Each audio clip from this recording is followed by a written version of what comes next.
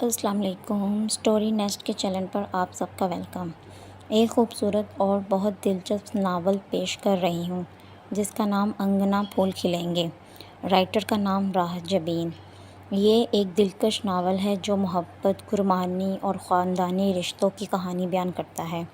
یہ ناول کرداروں کی جذباتی کشمکش اور خوابوں کی تعبیر کے گرد گھومتا ہے، جہاں مشکلات کے باوجود زندگی میں امید اور خوشیوں کے پھول کھلتے ہیں۔ چلیے چلتے ہیں ناول کی۔ محبت کیا ہے؟ دونوں ہاتھ بلند کرتے آسمان کو چھونے کی خواہش میں اس نے بارش کی پوشاک اوڑھی۔ آسمان اس کی معصومیت پر کھل کر ہنسا اور برسا۔ ازل سے محبت کی کہانیاں دیکھنے اور سننے والے سے پوچھتی تھی، محبت کیا ہے؟ محبت میرے پیروں سے لپٹی بارش کی پذیب جیسی ہے۔ وہ گل دوپہری کی کیاری کے پاس جمع پانیوں میں چھپا چھپ کرتی خود ہی بتانے لگی، محبوب کی نظر ہے جو چھو جائے تو دل کو بنجر زمین گل و گلزار کر دیتی ہے۔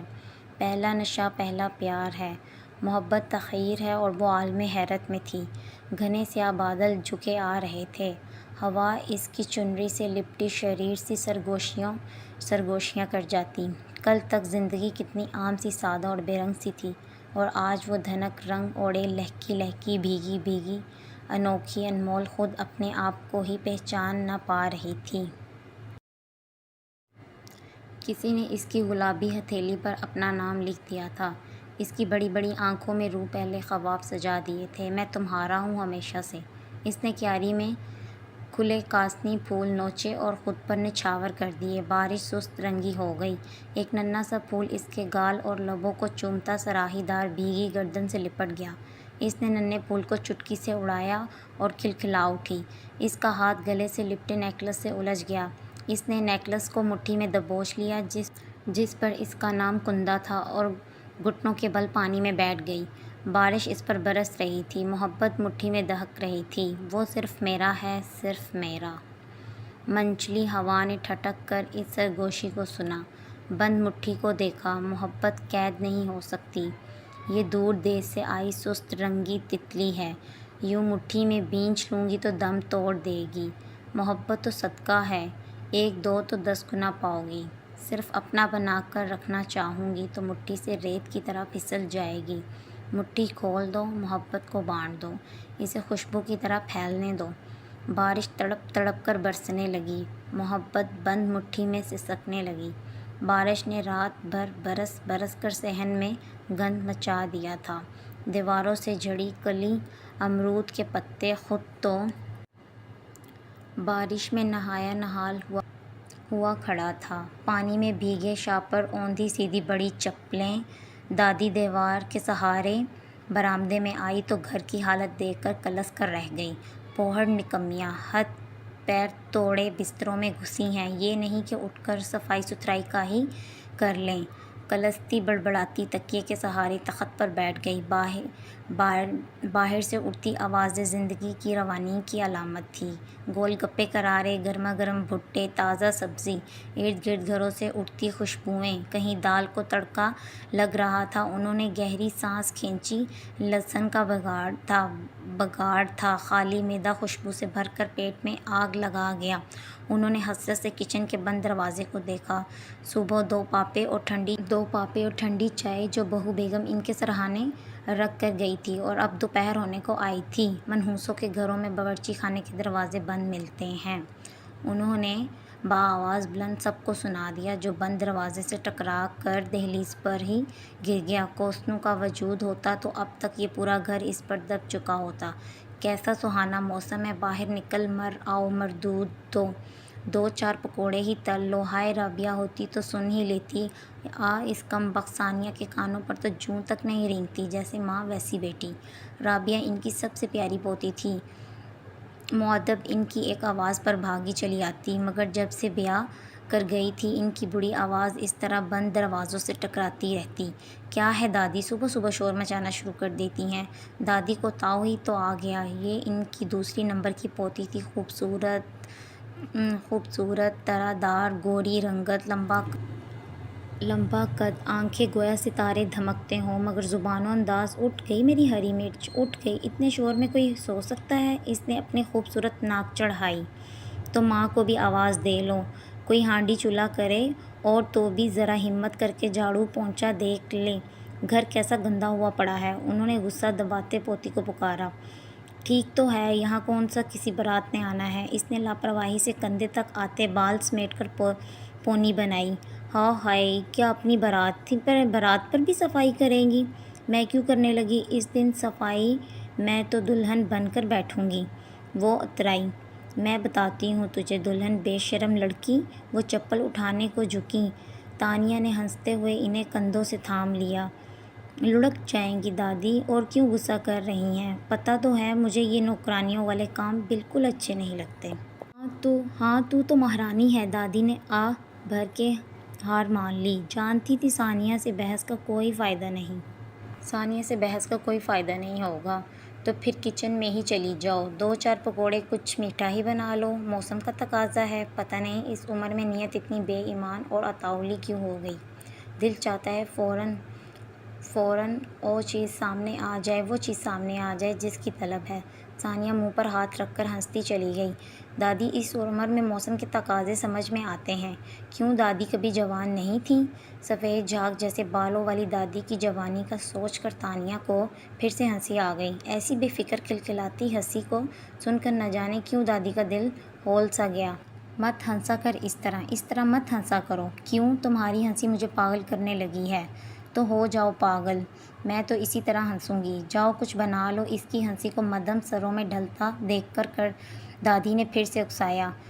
چھوڑیں دادی، اس عمر میں ایسے کھانے آپ کو سوٹ نہیں کرتے۔ وہ انتہائی لاپرواہی اور بے حسی سے انکار کر کے شاور لینے چلی گئی۔ ہاں، ہمیں تو بس پاپے اور ٹھنڈی چائے ہی سوٹ کرتی ہے۔ وہ غصے سے منہ پر دوپٹہ ڈال کر لیٹ گئی۔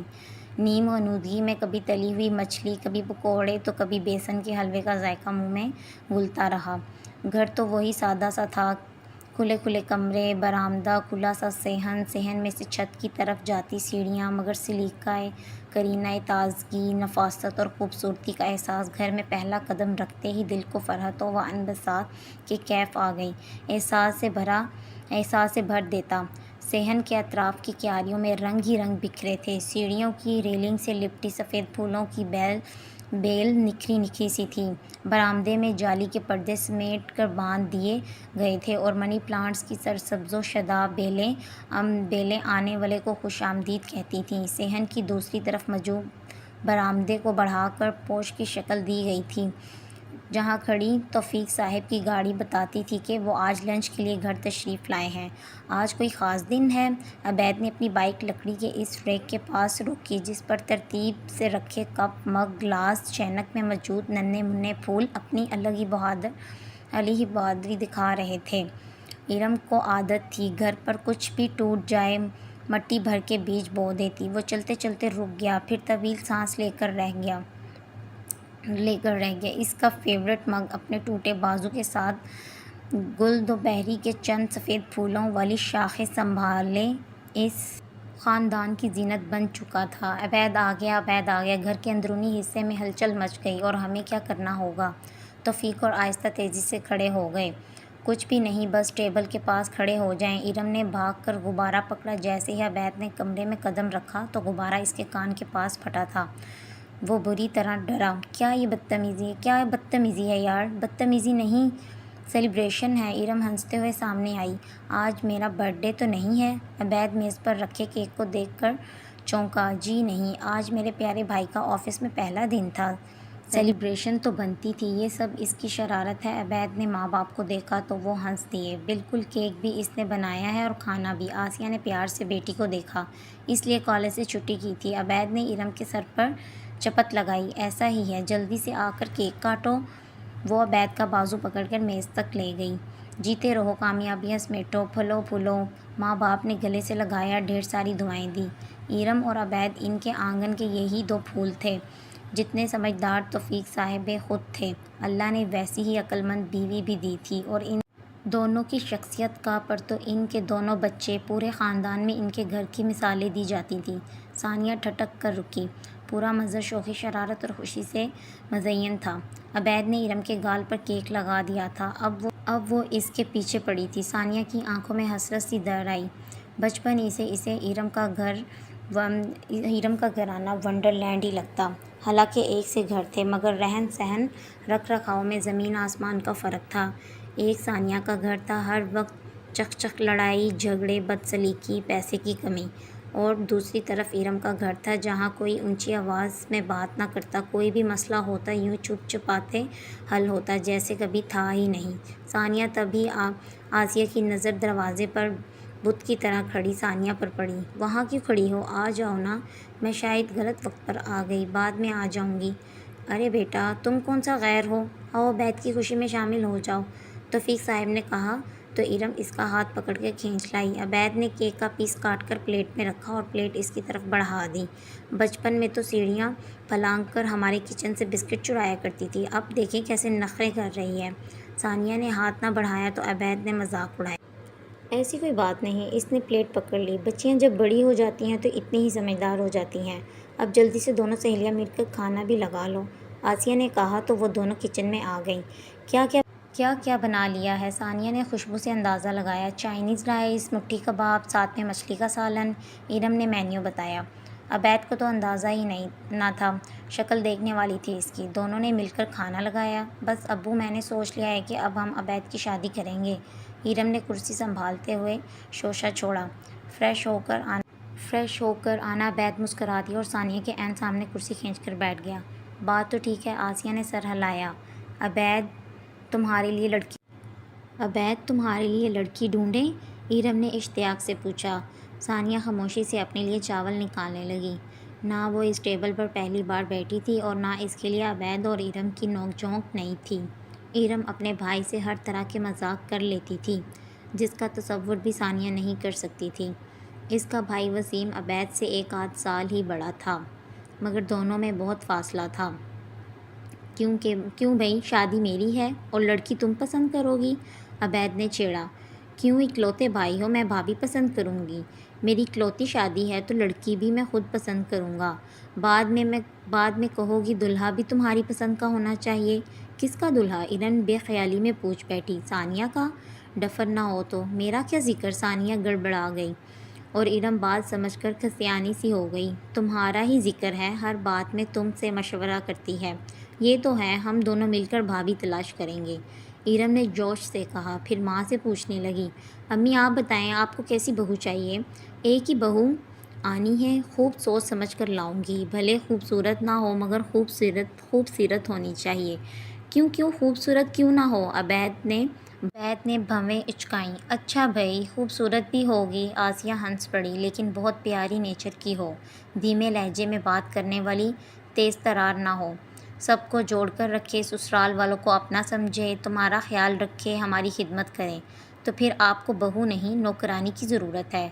بظاہر ہنستے ہنستے جو بات ثانیہ کے لبوں سے نکلی، اس کی تلخی نے سب ہی کو چونکا دیا۔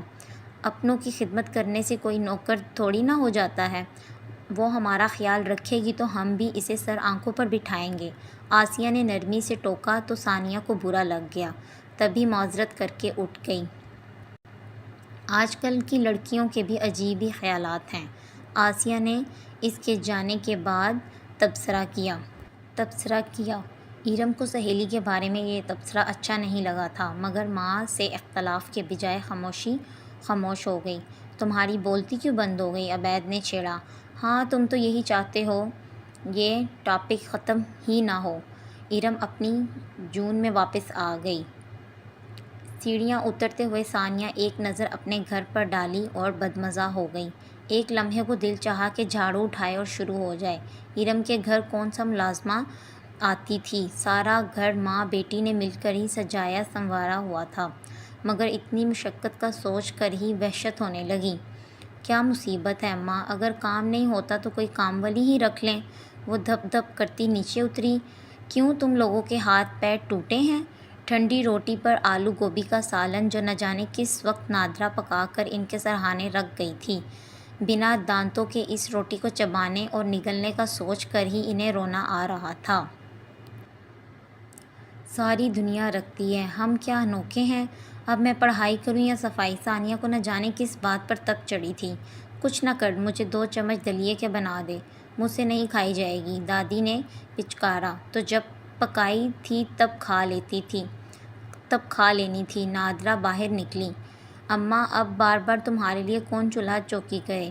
نادرا کی عادت تھی ایک ہی بار سب کے لیے روٹیاں بنا کر رکھ دیتی، جس کا دل چاہتا کھائے، جس کا دل چاہتا نہ کھائے۔ یہی دادی تھی جس کے سامنے منہ سے آواز نہ نکلتی تھی، اب دو بدو جواب دیتی۔ وہ گھر کے کونے میں پڑا فالتو سامان تھی جسے گھر سے باہر پھینکا بھی نہیں جا سکتا تھا۔ آصفہ آتی تو ماں کا واویلا سن کر گھر میں فساد کھڑا کر دیتی۔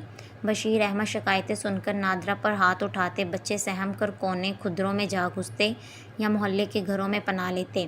نادرا کے پاس اب دادی سے بدلہ لینے کے ہزاروں طریقے تھے۔ ضد چھوڑ کر انہوں نے کسی حد تک چپ ہی سادھ لی تھی۔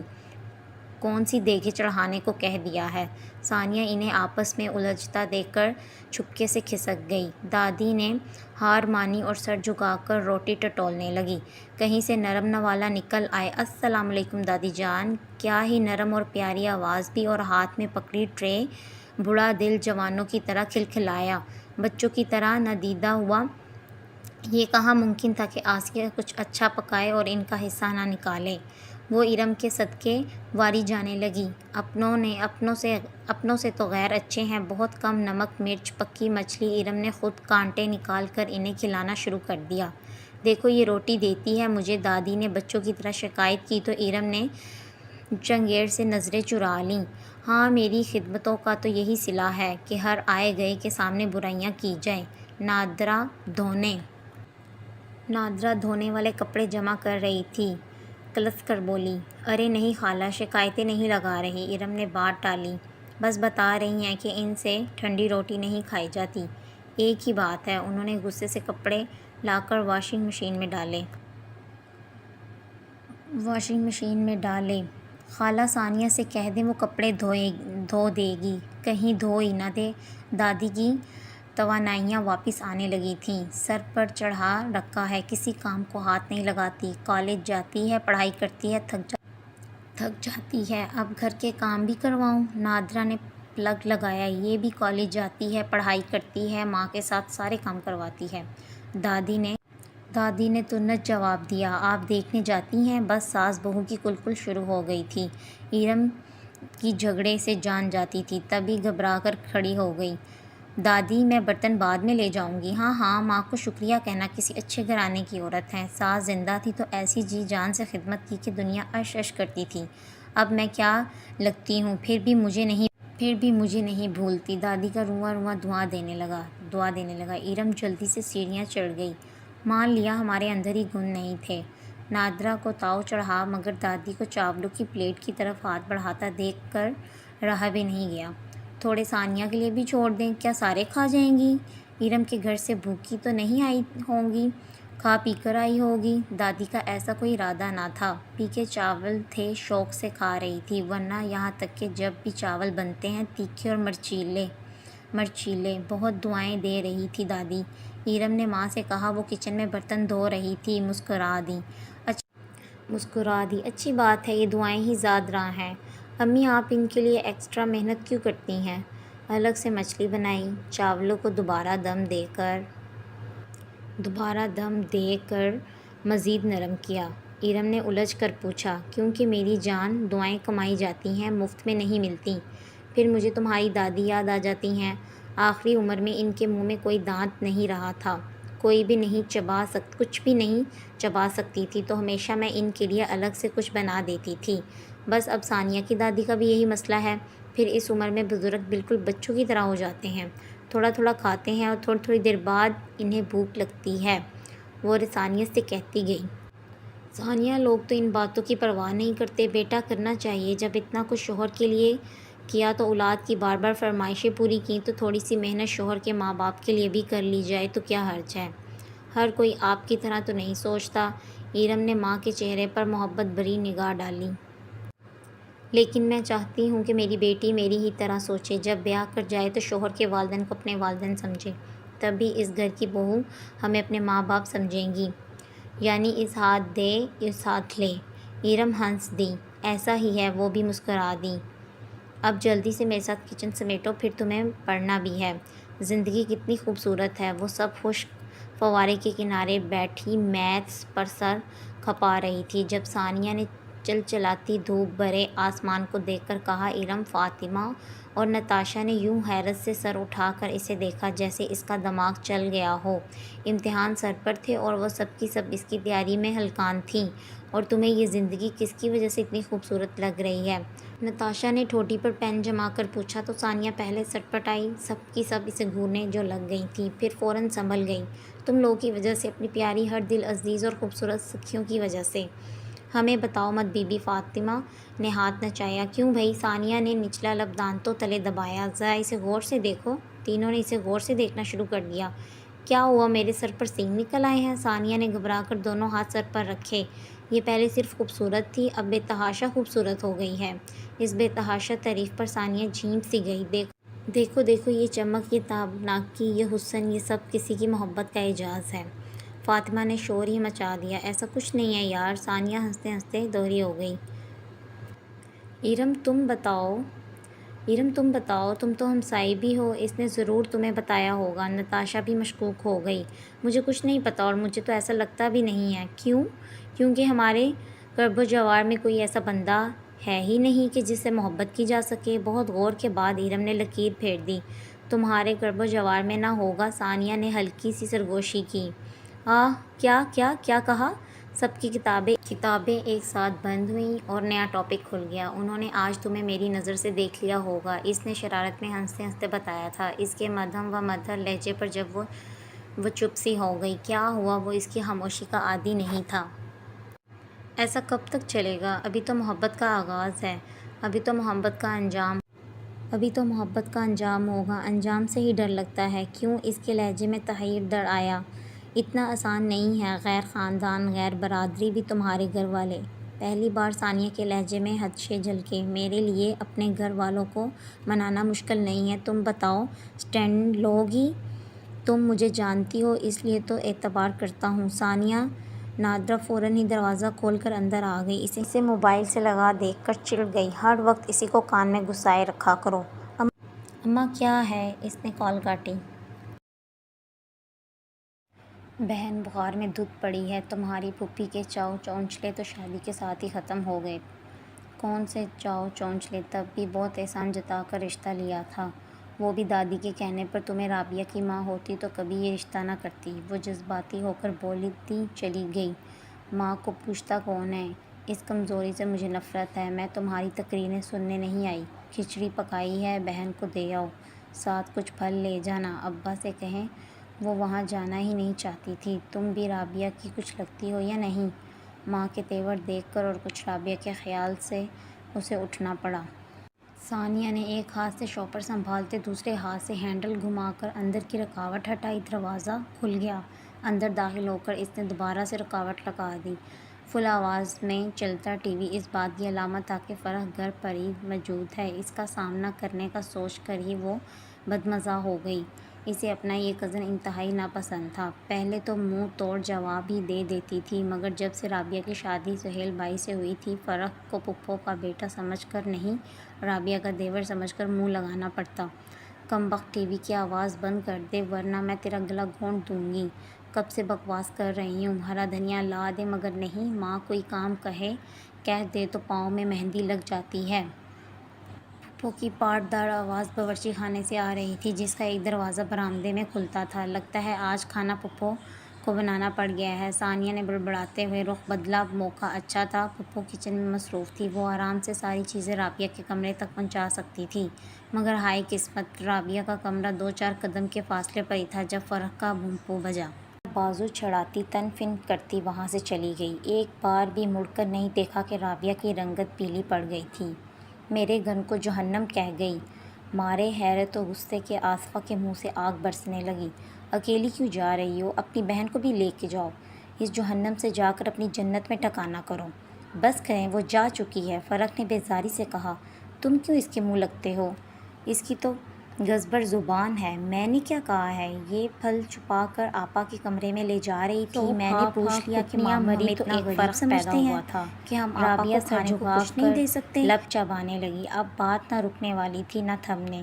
بھوکا رکھتے ہیں، کھانے کو نہیں دیتے، ہر بات پر پابندی لگا رکھی ہے۔ ہائے میں معصوم عورت، مجھے تو آج پتہ چلا ہے وہ پلنگ کے نیچے سے چھلکوں کے شاپر کہاں سے نکلتے تھے۔ پھپھو کی شعلہ اگلتی زبان کمرے میں دھواں دھواں بھرنے لگا کہ سانس لینا دوبھر ہو گیا۔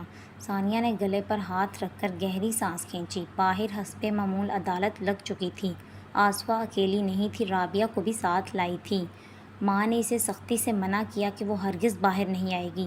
ثانیہ خود کو روکتے روکتے ہلکان ہونے لگی۔ بھیا اتنی بے اعتباری تھی تو نہیں دینی تھی بیٹی، آپا جانے بھی دیں، ثانیہ تو بچی ہے، میں نے ہی کہا تھا کہ بہن کی طبیعت پوچھنے جا رہی ہو تو پھل لیتی جانا۔ اماں کی منمناتی آواز۔ ساری عمر آصفہ نے اس دبنگ انداز میں گزاری کہ نادرہ کے لیے اب بھی ان کا مقابلہ کرنا ممکن نہ تھا، اوپر سے بیٹی کی ساس۔ بس بھی کرو آصفہ، کسی بات کو جانے بھی دیا کرو۔ دادی نے بمشکل اپنا دانتوں کے بغیر پوپلا منہ ہلایا، اور اب وہ معزول ملکہ تھی اس لیے رواداری میں کہہ گئی، آخر رہنا تو اسی گھر میں تھا، ورنہ انہی کی شے پر آصفہ اتنا شیر ہوتی تھی۔ اور یہ بھی کہا تھا کہ پھوپھی سے چھپا کر بہن کے کمرے میں دے دینا۔ آصفہ چمک کر بولی، بے وقوف عورتیں ہیں آپا۔ شبیر صاحب نے بڑی بہن کا گھٹنا دبا کر خوشامد انداز میں کہا۔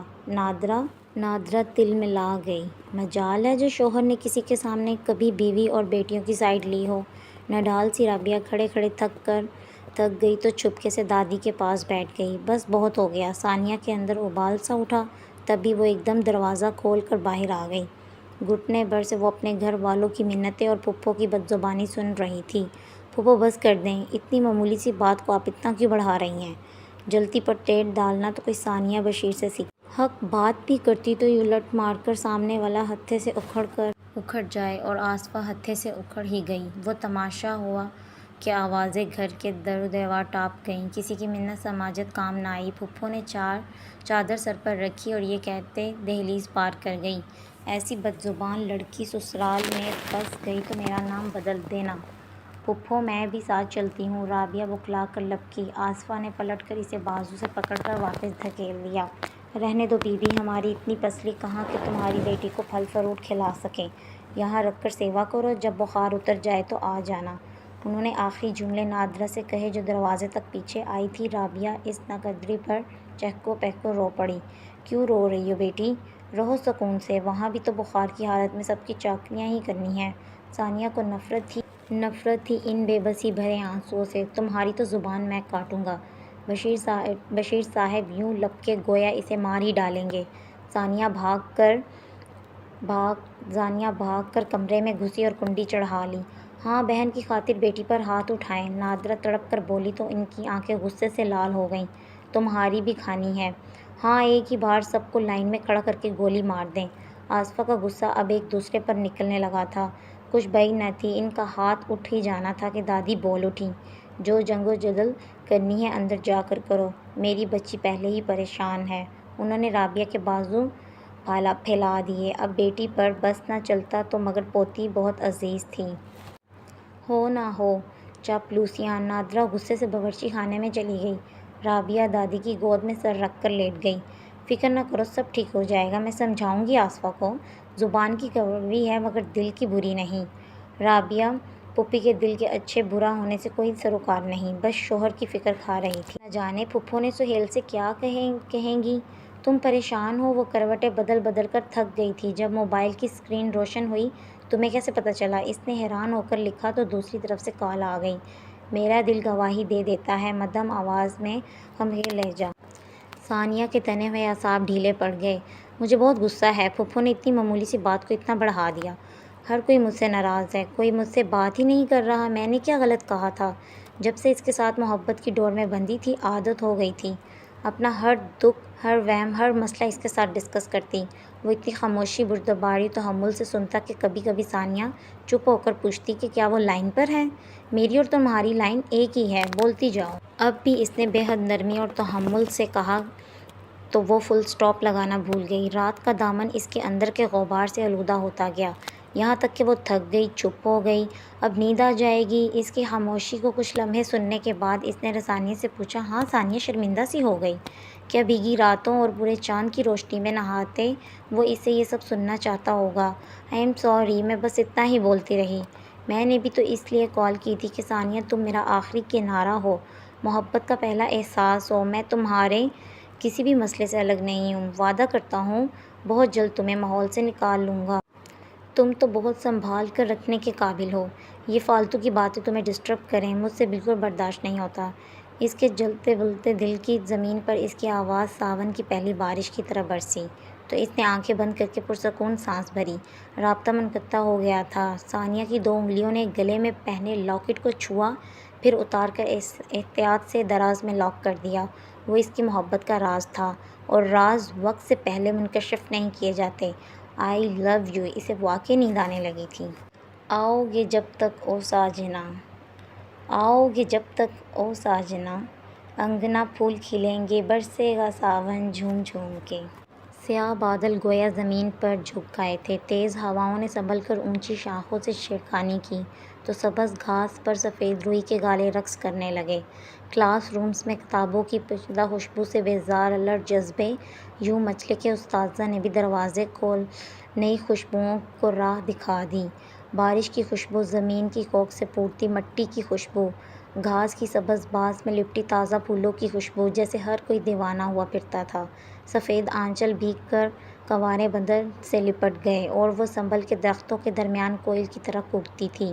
2 دل ایسے ملیں گے؟ اس نے ایک ادا سے درخت کے تنے پر سر رکھا تو وہ ہنستے ہنستے بے حال ہو گئی۔ میں بتاؤں 2 دل کیسے ملیں گے؟ طلباء کو ان کی اوقات میں واپس لانے کے لیے مس تبسم میدان میں اتر آئی تھیں۔ ثانیہ تڑپ کر درخت سے علیحدہ ہوئی تو پتہ چلا سکھیاں بکسے وہاں سے بھاگ چکی ہیں۔ مس تبسم سے، جن کا صرف نام ہی تبسم تھا، اچھی طرح بے عزتی کروانے کے بعد وہ منہ پھیلائے کینٹین تک آئی۔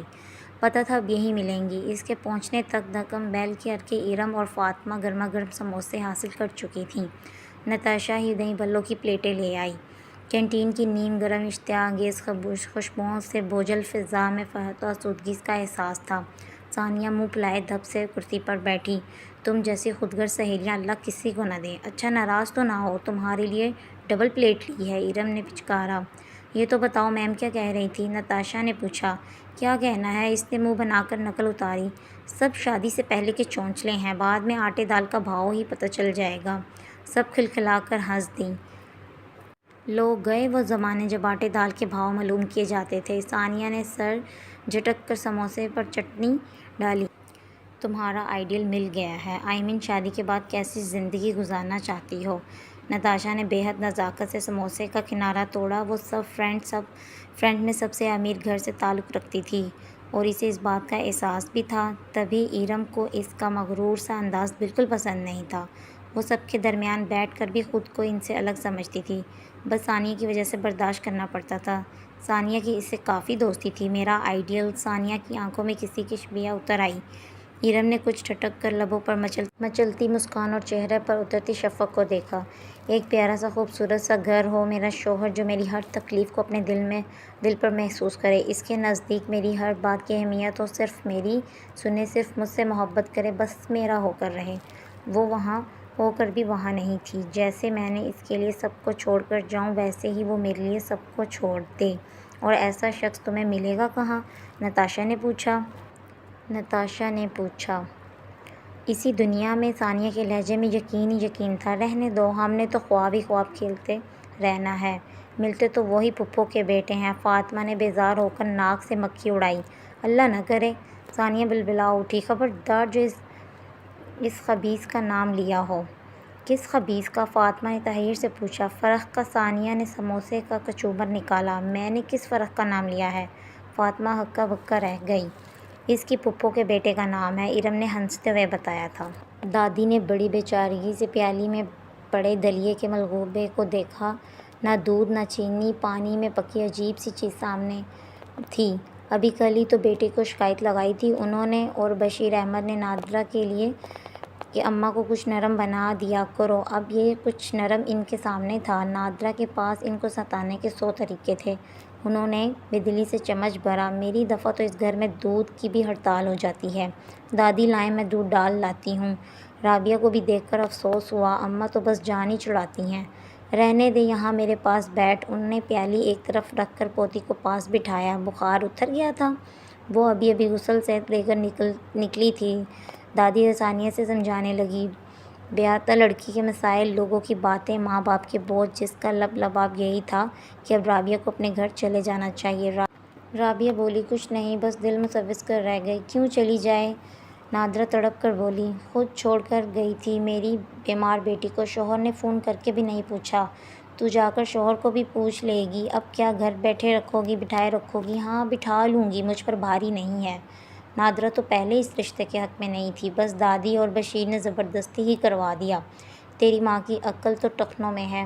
چل تو تیار ہو، میں بشیر سے کہتی ہوں تجھے چھوڑ آئے۔ انہوں نے پوتی کو پچکارا۔ نادرہ نے کچھ کہنے کو منہ کھولا تو رابعہ کھڑی ہو گئی۔ دادی ٹھیک کہہ رہی ہیں، امی آج یا کل جانا تو وہیں ہے۔ دیکھا میری بیٹی کتنی سیانی ہے۔ دادی خوش ہو گئیں اور ثانیہ سن کر ہتے سے اکھڑ گئی۔ تمہارا دل کیسے کرتا ہے اس گھر میں واپس جانے کو؟ بالوں کی چوٹی بنائی۔ رابعہ نے آئینے میں اس کا تمتماتا چہرہ دیکھا اور ثانیہ سے گویا ہوئی، میرا گھر ہے، شوہر ہے۔ میرا گھر ہے، میرا شوہر ہے۔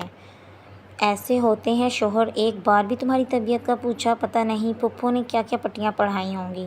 چھوٹے بچے ہیں جو ابھی تک ماں سے سبق لیتے ہیں۔ ثانیہ چڑ گئی، بات تو بڑھایا مت کرو، اس دن بھی تم چپ رہتی تو اتنا سب کچھ نہ ہوتا۔ ثانیہ منہ ہی منہ میں بڑبڑائی، گھر بہت مشکل سے بنتے ہیں اور سفید پوش گھرانوں میں بیٹیوں کی شادی اتنا آسان کام نہیں ہوتا۔ اب شادی ہو گئی ہے تو نبھاؤں گی بھی، حالات ساری زندگی ایسے ہی تو نہیں رہیں گے۔ رابعہ نے تحمل سے کہا، کب بدلیں گے؟ پھپھو کے مرنے کے بعد؟ ثانیہ بے دھڑک بولی، دماغ ٹھیک ہے، کچھ بھی بول دیتی ہو۔ رابعہ کو غصہ آ گیا، اندر آتی ماں نے یہ جملہ سن لیا تھا، وہ نہیں مرنے والی، ابھی تو اس کی ماں بیٹھی ہے میرے سینے پر مونگ دلنے کے لیے۔ اس کو سمجھانے کی بجائے آپ خود شروع ہو جاتی ہیں۔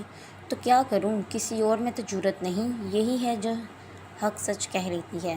ساری زندگی نہ تمہاری دادی نے مجھے سکون کا سانس لینے دی ہے، نہ اس آصفہ نے، اوپر سے تمہارے ابا نہ جانے کون سے تعویذ گھول کر پلائے ہیں کہ بہن بھائی کا عشق ہی ختم نہیں ہوتا۔ آپ نادرہ کے اپنے ہر کسی کے سامنے زبان چلاتی ہیں، کل کو اس گھر میں جا کر رہنا پڑ گیا تو کیا کریں گی؟ کیا کیا کیا؟ وہ جو بیڈ پر بیٹھنے والی تھی، تیر کی طرح سیدھی ہوئی۔ دادی کی یہی خواہش ہے؟ رابعہ نے نظریں چرائیں۔ ہاں، میری پہلی کو تو بڑا پھولوں کی سیج پر بٹھا کر رکھا ہے، وہ جو خود دوسری بھی دے دوں۔ نادرہ کلس کر بولی، کسی نے نام بھی لیا تو اس فرق کا تو میں خودکشی کر لوں گی۔ ثانیہ غصے سے پیر پٹکتی واک آؤٹ کر گئی۔ نہ تم سے یہ بات کسی نے کی؟ نادرہ لپک کر پاس آئی تو رابعہ نے طویل سانس لے کر بات بدل دی، اماں کسی نے نہیں کی۔ ارم ہنستے ہنستے دوہری ہو گئی۔ دونوں ڈھلتی شام کے کنارے چھت پر پڑھنے بیٹھی تھیں۔ یہ ارم کے گھر کی چھت تھی، جتنی ہریالی نیچے صحن میں تھی اس سے کہیں زیادہ چھت پر بھی تھی، بلکہ یہاں تو آسیہ سبزیاں گملوں، کنالیوں، ہانڈیوں، پلاسٹک بیگز، غرض کے جو بھی ملتا اس میں دھنیا، پودینہ اور موسمی سبزیاں اگا دیتی۔ ماں بیٹی کے ایک سے شوق تھے، یعنی پھوپھی کے بیٹے نے تمہارا پیچھا لے ہی لیا۔ تمہارا دماغ ٹھیک ہے؟ زہر نہ دے دوں اس کو؟ ثانیہ لال پیلی ہو گئی، چھوٹی چھوٹی باتوں پر مرنے مارنے کی کیوں تلجتی ہو؟ مذاق کر رہی تھی۔ ارم نے بمشکل ہنسی ضبط کی، ثانیہ کا موڈ برہم ہو گیا تھا، اس لیے اٹھ کر منڈیٹ کے پاس آ گئی جو دونوں کی چھتوں میں حد فاضل تھی۔ ان کے گھر کی چھت پر ٹوٹی کرسیاں، ڈھیلی چارپائیاں، پلاسٹک کے بغیر پیروں والی کرسیاں، گھی کے خالی ڈبے، پانی کی ٹینکیوں، نہ جانے کیا علم ملم بھرا تھا۔ تم لوگ اپنے گھر کے کاٹ کباڑ کا کیا کرتے ہو؟ ثانیہ کا ذہن دوسری سمت چلا گیا۔ بیچ دیتے ہیں یا مرمت کروا لیتے ہیں۔ اچھا، ثانیہ نے ان کی صاف ستھری چھت پر نگاہ دوڑائی۔ ہاتھ بھر کے فاصلے پر گملے میں تر و تازہ پودینہ لگا تھا، اس نے ایک پتی توڑ کر منہ میں رکھ لی، تبھی سیڑھیوں پر عبید آ گیا، جینز پر سفید ٹی شرٹ پہنے، پیروں میں بلیک چپل۔ کبھی تم بھی پڑھ لیا کرو، اس نے آتے ہی چھیڑا۔ وہ ارم کو پڑھانے ہی آیا تھا، جس نے زندگی کو پڑھ لیا ہو اسے کتابوں کی کیا ضرورت؟ ثانیہ نے کونی منڈیٹ پر ٹکائی۔ اس کے عقب میں شام گلابی ہو رہی تھی، اس کے بالوں میں گویا مہندی کا رنگ چڑھ آیا تھا، وہ اسی شام کا حصہ لگتی تھی، خوبصورت، اداس، دل موہ لینے والی۔ عبید نے نظریں چرا لیں، بھائی اب کچھ کھلا دو، ہم تو پڑھ پڑھ کر تھک گئے ہیں۔ ارم نے کتاب الٹ دی، تو کیا سبق سیکھا تم نے زندگی سے؟ عبید نے گویا ارم کی بات سنی ہی نہ تھی۔ یہ میری زندگی ہے، اسے کسی اور کو جینے نہیں دوں گی۔ وہ عبید کو دیکھ رہی تھی اور عبید اس کو۔ عقب میں پھیلی شام، ان دونوں کے دونوں ایک ہی رنگ میں رنگے، اتنے پیارے، اتنے مکمل لگے کہ ارم چونک گئی۔ اس نے اپنے خوبرو بھائی اور بے حد پیاری دوست کو دیکھا، پھر مایوسی سے سرنفی میں ہلایا۔ ثانیہ کتنی ہی عزیز رہی مگر اس میں تو وہ خوبیاں نہیں تھیں جو اپنی بھابھی میں دیکھنا چاہتی تھی۔ ارم نے کچھ کھانے کی بات کی تھی مگر تم ہمیشہ کنجوس اس طرف آئے ہی نہیں۔ ثانیہ کی آواز نے اس حصار کو توڑ دیا جو تینوں کی اپنی لپیٹ میں لے رہا تھا۔ میری بہن فرمائش کرے اور میں ٹال دوں؟ ممکن ہی نہیں۔ عبید نے جیب سے موبائل نکالا۔ بولو کیا کھاؤ گی؟ پیزا منگوا لوں؟ ڈبل چیز۔ ارم کے کچھ بھی بولنے سے پہلے ثانیہ نے شانہ انداز میں کہا تو ارم مسکرا کر خاموش ہو گئی۔ وہ ہمیشہ ایسے ہی کرتی تھی، جہاں موقع ملتا اپنی فرمائش داغ دیتی اور ارم کو کبھی برا نہیں لگا تھا۔ کیا حرج تھا اگر وہ اپنی چھوٹی چھوٹی خواہشوں کو عبید کے ذریعے پورا کر لیتی تھی؟ نہ مجھ سے پوچھا نہ بتایا، منہ اٹھا کر چلی گئی، یہ کوئی طریقہ ہے؟ رابعہ نے غصے سے تنفین کرتے ہوئے یہاں سے وہاں کمرے میں چکراتے شوہر کو دیکھا۔ وہ تو اپنی شکایت کرنے والی تھی کہ اتنے دنوں میں ایک بار بھی خیریت معلوم نہ کی، یہاں الٹی گنگا بہہ رہی تھی۔ ایک گہری سانس بھری اور غصہ پی گئی۔ پھپھو نے خوب کان بھرے تھے، اب غصہ کرنے کا کوئی فائدہ نہ تھا۔ سہیل کچھ بھی سننے کے موڈ میں نہ تھا۔ شوہر تو الو کا پٹا ہے جو تمہاری فرمائش میں دہی بھلوں کی تھیلیاں اٹھا لایا تھا۔ ہائے اللہ، کہیں لا کر پھپھو کو تو نہیں دے دی تھی؟ رابعہ گھبرائی۔ تو کیا گلی میں پھینک دیتا؟ وہ گھرایا۔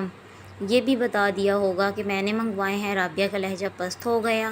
تو کیا جھوٹ بولتا؟ سہیل کو اپنی کلاس یاد آ گئی جو آصفہ کے ہاتھوں لگ گئی تھی۔ زن مرید، کاٹ کا الو، نہ جانے کیا کچھ سننا پڑتا تھا۔ کال کر کے ہی پوچھ لیتے کہ کیا ہوا تھا۔ اونچا لمبا خوش شکل قد کاٹ والا مرد تھا۔ نظر بھر کے دیکھتی تو دل پھسل جاتا، قربان ہونے لگتا مگر چڑی تیوی بیگانہ لہجہ دل کو ہر طرح کی جسارت سے روکے رکھتا۔ سارے مکر جانتا ہوں، ذرا سے بخار کو ہوا بنا لیا۔ گھر میں رہتی تو پوچھ بھی لیتا۔ وہ بیڈ کے دوسری طرف جا کر بیٹھ گیا۔ میں نہیں گئی تھی، پھپھو خود چھوڑ کر آئی تھی کہ جب بخار اتر جائے تو آ جانا۔ رابعہ چڑ گئی، وہ اس کی کوئی بات ہی نہیں سن رہا تھا۔ اب اتر گیا نا بخار تو مہمان بن کر نہ بیٹھو، اٹھ کر کام سے لگو۔ اماں بیچاری ہلکان ہو گئی ہیں گھر سنبھالتے، یہاں نخرے ختم نہیں ہو رہے۔ رابعہ غصے سے اٹھ کر باہر نکل گئی۔ سامنے والا سننے پر آمادہ نہ ہو تو وقت اور اپنی توانائی ضائع کرنے کا فائدہ؟ سہیل نے کچھ بے چین ہو کر اسے کمرے سے نکلتے دیکھا۔ کچھ زیادہ تو نہیں کہہ دیا؟ بخار کے بعد کتنی کمزور لگ رہی تھی۔ اندر کہیں دل میں احساس تو تھا مگر ماں زیادتی کر جاتی ہے۔ خیر، کل ڈاکٹر کے پاس جانے کے بہانے آئس کریم کھلاؤں گا۔ ماں بھی خوش، بیوی بھی راضی، اس نے خود کو تسلی دی، جبکہ رابعہ کچن کی حالت دیکھ کر ہی چکرا گئی۔ اس کے جانے کے بعد برتن صرف نکالے گئے تھے، دھونے کی زحمت نہیں کی گئی تھی، اور جب روزمرہ کے برتن ختم ہو گئے تو اس کے جہیز کے برتن نکال لیے گئے تھے۔ اس کا دل ہی ڈوب گیا۔ چائے بنانے کے لیے دھلی کیتلی ڈھونڈتا فرح آہٹ پر مڑا۔ آپا آ گئیں؟ رابعہ کا جواب دینے کو بھی دل نہ چاہا، فساد کی جڑ تو یہی تھا۔ چائے ہی بنا دیں، اس نے کان کھجاتے ہوئے کہا۔ اس بات کا احساس تھا کہ ثانیہ کو چڑھانے کے چکروں میں وہ بھابھی کو بھی ہرٹ کر گیا تھا۔ ساتھ میں زہر بھی ملا دوں؟ رابعہ نے کوئی بھی جواب دیے بغیر کیتلی دھونا شروع کر دی۔ کمرے میں بہن کے پاس بیٹھے بشیر احمد بہن سے منت بھرے لہجے میں کہہ رہے تھے، آپا تمہاری ہی بچی ہیں، چھوٹی موٹی غلطیاں معاف کر دیا کرو۔ اب مجھے دیکھ لو، صرف تمہارا احساس کر کے رابعہ کو چھوڑنے آ گیا ہوں۔ میرے بھائی، میں بھی تو آنکھیں بند کر کے تمہارے منہ کو ایک طرف پڑی رہتی ہوں۔ جس طرح میری ماں نے سارا گھر بہو کے حوالے کر رکھا ہے، اس طرح میں نے ہر چیز رابعہ کے سپرد کر دی ہے۔ سیاہ کرے یا سفید، میں نے تو پلٹ کر بھی دیکھا بھی نہیں۔ پھر بھی کوئی قدر نہ کرے تو ہم کیا کر سکتے ہیں؟ کمال کنٹرول تھا، تیز لہجے میں بات کرتے کرتے آواز بھر آئی تو بھائی کا دل پسیج گیا۔ تسلی دلاسا دینے لگے، اپنی لڑکی کی بھی فکر کر لو، تھوڑا لگام میں کھینچو، پوری کی پوری ماں پر گئی ہے۔ کیا کروں، چھوٹی ہے تو بس لاڈلی رہی، وہ شرمندہ ہوئے، سسرال میں اتنے لاڈ کون اٹھائے گا؟ کوئی رشتہ دیکھا ہے؟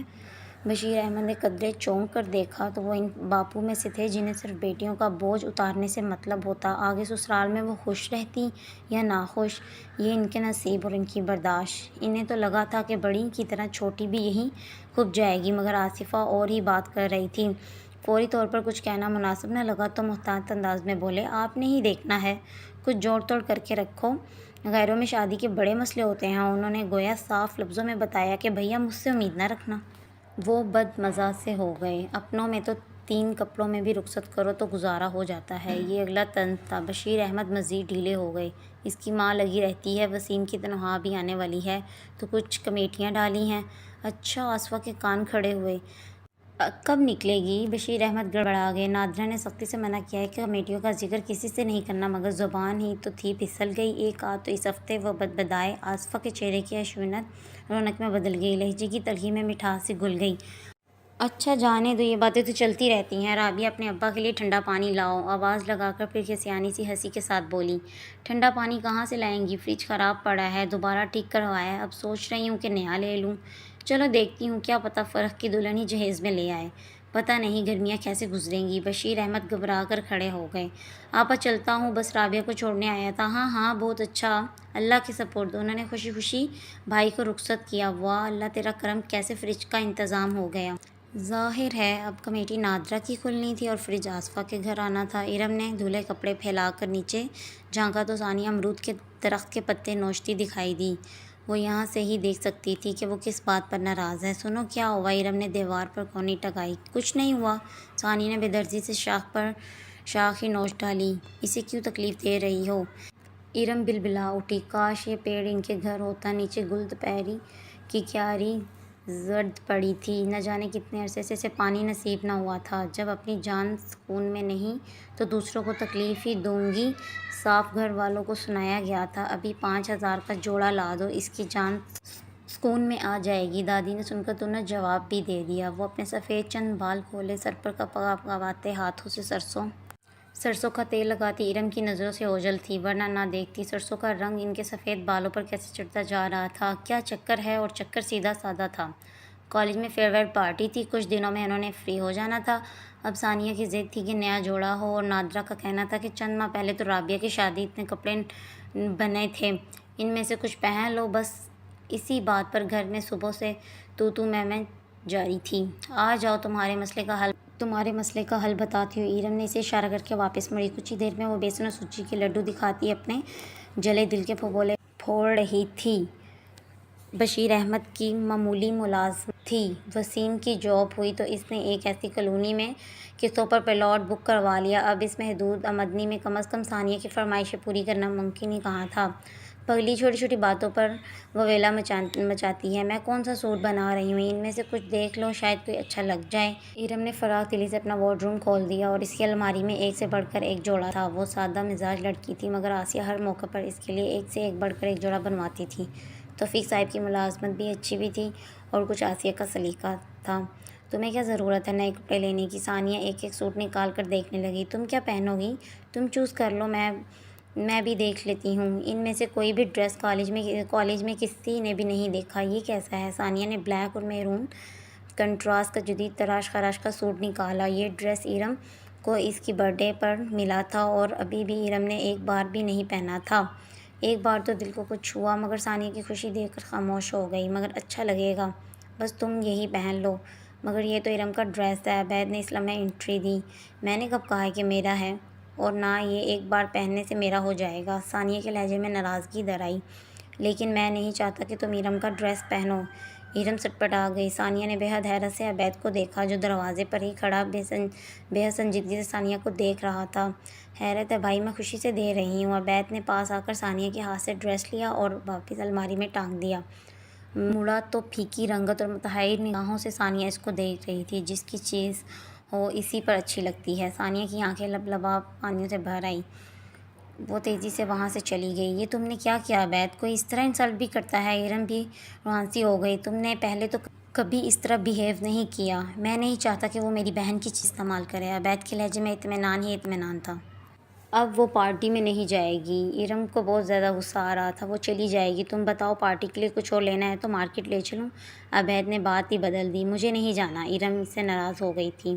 ارم نے بریسلیٹ پہنتے ہوئے آئینے میں اپنا جائزہ لیا اور اداس ہو گئی۔ آج کالج میں فیئر ویل تھی، وہ عبید کے ساتھ جا رہی تھی۔ اس دن وہ سب نہ ہوتا تو ثانیہ بھی آج اسی کے ساتھ جانا تھا۔ جب بھی کالج میں کوئی فنکشن ہوتا تو انہیں یوں تیار شیار ہو کر جانا ہوتا۔ عبید انہیں وین میں نہیں جانے دیتا۔ پتہ نہیں اس نے کیا پہنا ہوگا۔ ثانیہ مان تو گئی تھی، مگر اس نے ارم کا کوئی بھی ڈریس لینے سے صاف انکار کر دیا تھا۔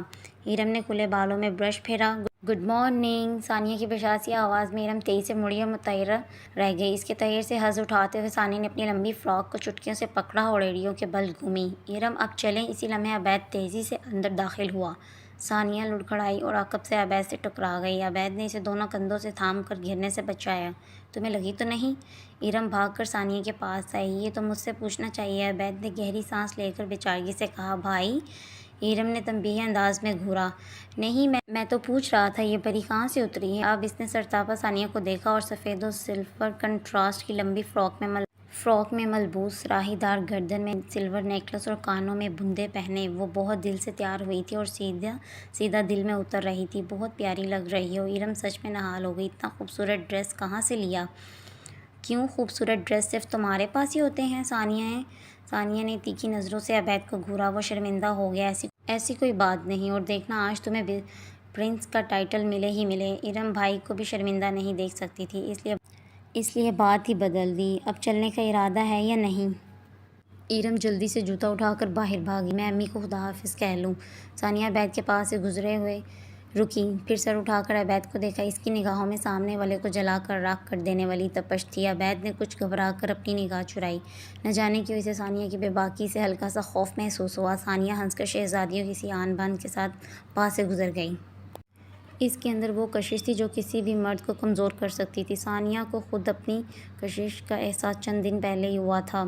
واری صدقے دادی اتنا سا منہ نکل آیا ہے، کھانے کو کچھ نہیں ملتا؟ دادی کی آنکھیں پوتے کی صورت دیکھ کر نہ بھرتی۔ وسیم کی جو اب دوسرے شہر میں تھی وہ ہر ویکینڈ پہ آ جاتا، مگر پچھلی دفعہ کسی کام کی وجہ سے نہیں آ سکا تھا، اس لیے دادی زیادہ اداس تھی۔ سب ملتا ہے دادی، گھر میں اتنی خاموشی کیوں ہے؟ وسیم نے ادھر ادھر دیکھا۔ تمہارا باپ تو یار بیلیوں میں نکلا ہے، ماں بیٹی محلے میں گئی ہیں، یہاں بڑھیا جو بیٹی ہے گھر میں لگنانے کے لیے۔ وسیم جانتا تھا اب دادی کی شکایتوں کا پنڈورا باکس کھل جاتا ہے۔ وہ ہر کسی کی طرح ان کے پاس بھی اتنا وقت نہیں تھا، تبھی جلدی سے کھڑا ہو گیا۔ دادی میں شاور لے لوں، تھکا آیا ہوں۔ ہاں نہا لے دھو لے، تب تک وہ بھی آ جائے گی۔ تبھی اپنی دھن میں ارم سیڑھیاں اتر کر سامنے آ گئی۔ گھر میں کوئی ہوتا تو تھا نہیں، اس لیے وہ دونوں ایک دوسرے کے گھر آنے جانے کے لیے چھت اور سیڑھیوں کا راستہ ہی اختیار کرتی تھیں۔ وہ اپنے سامنے وسیم کو دیکھ کر ٹھٹک کر رکی۔ وسیم کی ساری تھکن ایک ہی پل میں اڑن چھو ہو گئی۔ السلام علیکم وسیم بھائی، اس نے جلدی سے نابک دوپٹہ پھیلایا۔ وعلیکم السلام، کیسی ہو ارم؟ پڑھائی کیسی جا رہی ہے؟ سب ٹھیک، پڑھائی بھی اچھی جا رہی ہے۔ رسمی جملوں کے بعد وہ دادی کی طرف متوجہ ہوئی۔ دادی ثانیہ کہاں ہے؟ مجھے کون سا بتا کر جاتی ہے؟ نکلی ہے محلے میں؟ اچھا، وہ میرے میچنگ ٹاپس اس کے پاس تھے، مجھے بھی خالہ کی طرف جانا تھا۔ بہت ہی بری عادت ہے ارم کی، کوئی بھی چیز اس کے پاس نہیں رہنے دیتی۔ دیکھ لو، اس کی الماری میں وہیں رکھے ہوں گے، تم سے کیا چھپا؟ جی۔ وہ ہوا کے جھونکے کی طرح وسیم کے پاس سے گزر گئی۔ وسیم محب سا مسکرایا۔ ماشاءاللہ اتنی جویلری بڑی ہے، مگر میچنگ ڈھونڈنے میرے پاس ہی آئے گی؟ دروازہ کھولتے ہی وہ بڑبڑائی۔ شکر ہے دروازہ لاک نہیں تھے، بلکہ چابی اسی میں لگی تھی۔ اپنی چیز ڈھونڈتے اس کے ہاتھ وہ لاکٹ آ گیا۔ ارم نے بے حد حیران ہوتے اس لاکٹ کو اٹھا کر غور سے دیکھا تو دھچکا سا لگا۔ اس لاکٹ کو پہلی بار نہیں دیکھ رہی تھی، اسے پورا یقین تھا کہ وہ اس لاکٹ کو پہلے بھی دیکھ چکی تھی۔ انگنا پھول کھلے ناول کی میں نیکسٹ ایپیسوڈ جلدی اپلوڈ کروں گی، تب تک کے لیے اللہ حافظ، اپنا خیال رکھیے گا۔ کائنڈلی اسٹوری نیسٹ کا جو میرا چینل ہے وہ کسی وجہ سے ایکٹیو نہیں ہو رہا، تو آج سے میں ناول اور افسانے جو ہے وہ اسی آئی ڈی پہ اپلوڈ کروں گی، تو کائنڈلی میرے چینل کو سبسکرائب کیجیے۔ تو ملتے ہیں ناول کی نیکسٹ ایپیسوڈ کے ساتھ، تب تک کے لیے اللہ حافظ، اپنا خیال رکھیے گا۔